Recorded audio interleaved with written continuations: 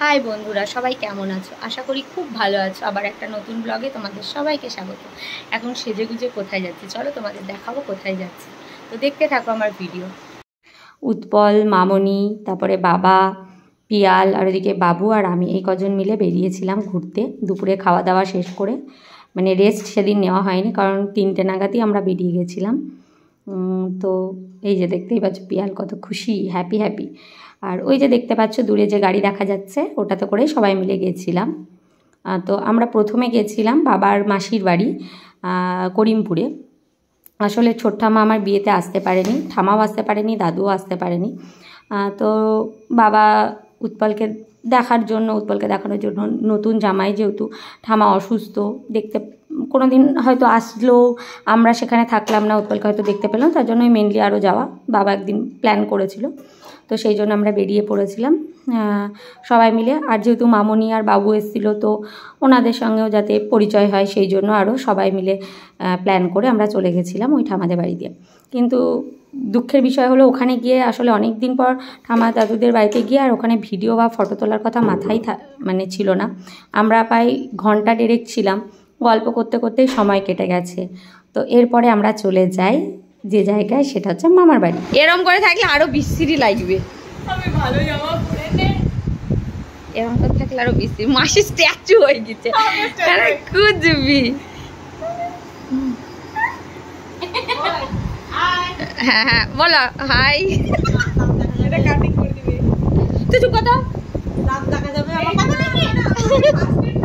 তুই চুপ কর। ওইখানের ভিডিওটা আমার নেওয়াই হয়নি। ওদের একটু হাই করো তো দেখি, হাই করো, এরম করো, হ্যাঁ করে দাও। তারপর ওই বাড়িটা নেওয়া হয়নি, তুমি একটু করে দাও। মামনিও একটু হাই করে দাও, এরম করে দাও।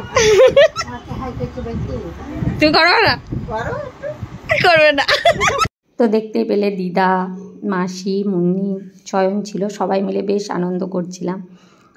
তো মানে এর আগে আমি আর উৎপল বিয়ের পরে দেখা করতে গেছিলাম দিদার বাড়িতে, কিন্তু বাবু আর মামনি যায়নি, যার জন্য বাবা বললো চল মামার বাড়ি থেকে ঘুরে আসি। আর রাতের ডিনারটা ওখান থেকেই করবো। তো মাসি এ দেখো লুচি তরকারি সব রেডি করে রেখেছে। তো আমি অন্যবার গেলে কোনো কাজ করি না, বোন গেলে বোন কাজ করে, কিন্তু আমি কেন জানি না কুড়ে হয়ে থাকি।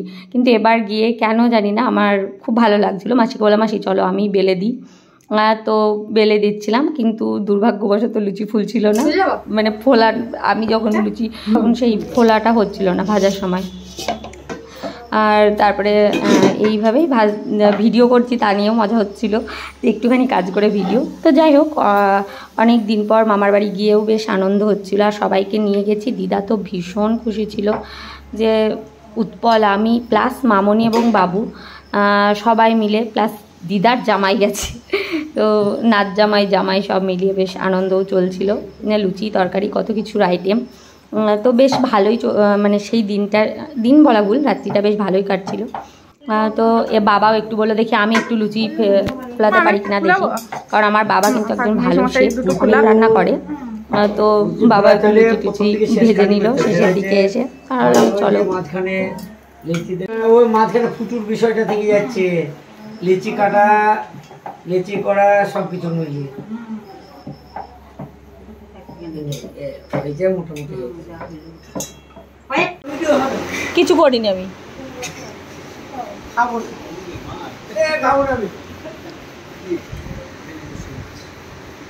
যেহেতু বাড়ি চলে আসবো বলে খাওয়া দাওয়া স্টার্ট করে দিয়েছিলাম, আর এদিকে যেহেতু ভিডিও করছি বলে হ্যাঁ খাওয়ার সময় ভিডিও। তো সবাই খেতে বসে পড়েছিলাম। মাসি আমাদের জন্য চানার তরকারি করেছিল, বেশ টেস্টি হয়েছিল, মশলাদার।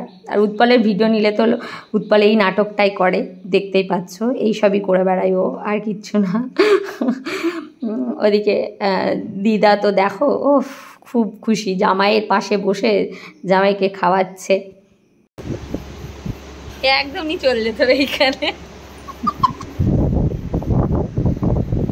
এই যে খাচ্ছি সাথীতে কি সন্তুষ্ট তুই তো বুঝবি না।